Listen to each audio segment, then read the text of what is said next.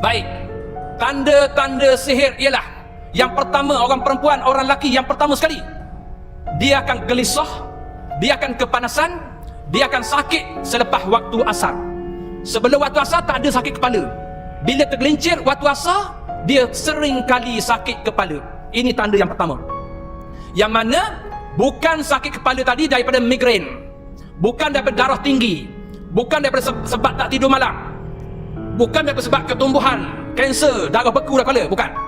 Yang saya maksudkan sini, badan dia normal, sihat, darah dia normal, tiba-tiba lepas asar sakit, kena cek. Cuba cek, lelaki ataupun perempuan. Ini tanda yang pertama. Sakit yang berlaku selepas waktu asar yang berulang-berulang kali. Ini yang pertama. Mengesahkan dia itu terlibat dengan unsur-unsur sihir santar ataupun gangguan iblis syaitan jin. Yang kedua, tanda yang kedua, panas pada badan yang beralih-alih. Sekejap panas dekat dada, sekejap panas dekat peha, sekejap panas atas belakang, sekejap panas dekat leher telinga, sekejap panas tapak kaki. Beralih-alih panas itu. Yang mana panas dia tu pelik, dalam keadaan macam haba, macam diletak dengan wap api. Beralih-alih pada badan. Panas yang bukan daripada demam, panas yang bukan dari faktor darah tinggi atau kencing manis. Ini tanda nombor 2. Kena cek baik-baik. Yang ketiga, tanda yang sering berlaku di akhir zaman ini, yang mana dia terlibat, orang perempuan sering kali mimpi tempat kotor, mimpi najis, mimpi diancam dengan senjata tajam, pisau, tombak, lembing dan sebagainya. Mimpi dikejar orang, mimpi berjumpa dengan orang yang telah mati, mimpi jatuh daripada tempat tinggi. Ni tanda-tanda yang selalu saya kesan. Berbeza dengan tanda saka. Kalau orang perempuan yang terlibat dengan gangguan saka keturunan, saka keluarga, kebiasaannya dia akan mimpi susu badan, dia akan mimpi menyusu badan. Itu tanda saka. Tapi kalau sihir, mimpi jatuh tempat tinggi, dikejar, senjata tajam, tempat kotor. Ini tanda sihir.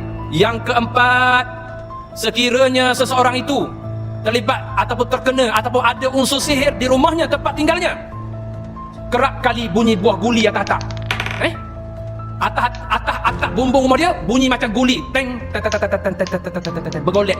Ataupun bunyi orang berjalan atas bumbung, ataupun bunyi macam benda yang jatuh derah kuat, dum, tapi tak ada orang. Bunyi atas bumbung, objek jatuh macam orang terjun, sesuatu yang berat. Bunyi buah guli, bunyi orang berjalan. Ini juga kena cek sekeliling tu, takut ada unsur sihir, sama ada kedai, premis ataupun rumah. Ingat, ni tanda-tanda sihir. Yang seterusnya pernah berlaku juga pada pesakit saya. Sebelum tidur tak ada kesan cakar lebam. Bangkit pada tidur, dekat lengan dia ni ada sebelah bekas kuku yang panjang. Ada saya simpan handset ni. Seorang lelaki yang dicakar dengan sebelah yang panjang. Bangkit tidur ada. Ataupun orang perempuan, antara lutut dengan peha ada lebam bulat 3, ataupun 2, ataupun lebih daripada 3 lebam bulat. Sebelum tidur tak ada, siang hari normal. Bangkit subuh tengok bulat lebam-lebam dekat antara lutut dengan peha. Tolong cek. Ini antara tanda-tanda dia.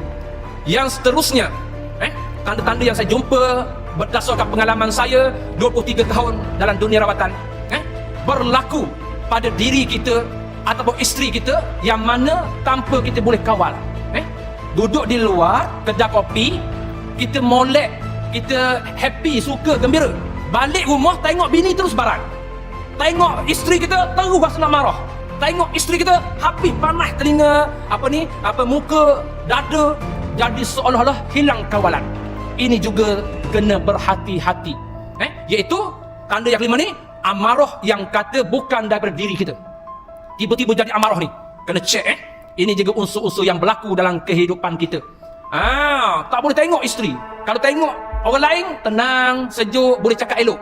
Tapi tengok isteri, sudah, tak boleh kawal, marah, macam-macam cakapan. Tolong ingat. Yang keenam, yang banyak terjadi dalam masyarakat kita, bila mana berlaku di rumah kita, makanan cepat basi. Makanan di rumah cepat basi, walaupun masuk baru sekejap dah basi. Semalam saya sebut kuliah saya semalam, ada satu kes tu, sihir kedai makan. Dia orang berniaga kedai makan. Bila dia tengok kedai makan sebelah maju, laris, orang ramai, kedai dia tak ada orang, makanan sampai basi buang, dia mula sihir. Bila si kedai tadi yang kena sihir, masakan dia tak sampai 5 minit basi terus. Ni kisah benar yang berlaku. Begitu juga di rumah. Dan yang seterusnya, sekiranya ada tanda ni tolong perhatikan. Kerap kali rumah kita kelihatan gelibat bayangan lintasan lembaga hitam. Kerap kali di rumah kita, di ruang dapur, bilik air atau pintu bilik tidur kita, macam orang melintas, macam lembaga hitam. Kadang-kadang isteri kita duk basuh pinggan mangkuk dekat dapur, dia perasan ada dekat peti ais melintah lembaga hitam. Ataupun yang disebut dalam hadis Nabi sallallahu alaihi wasallam, jelmaan ular hitam. Kalau ada kerap kali rumah kita tu ada lintas ular hitam, bukan ular, ular. Kerana ular. Kalau rumah kita kerap kali ada lembaga hitam, ular hitam, kala jengking, kucing hitam, serigala hitam, anjing hitam, tolong ingat. Yang mana bukan di luar rumah, dalam kawasan rumah kita. Kalau di luar rumah, mungkin kita kata anjing jiran sebelah Cina. Mungkin kalau kata depan tu rumah tu India yang pera anjing. Tapi kalau dalam pagar kita yang tak boleh dimasuk oleh anjing liar, tiba-tiba ada anjing hitam, itu tanda bukan biasa. Itu tanda unsur-unsur sihir.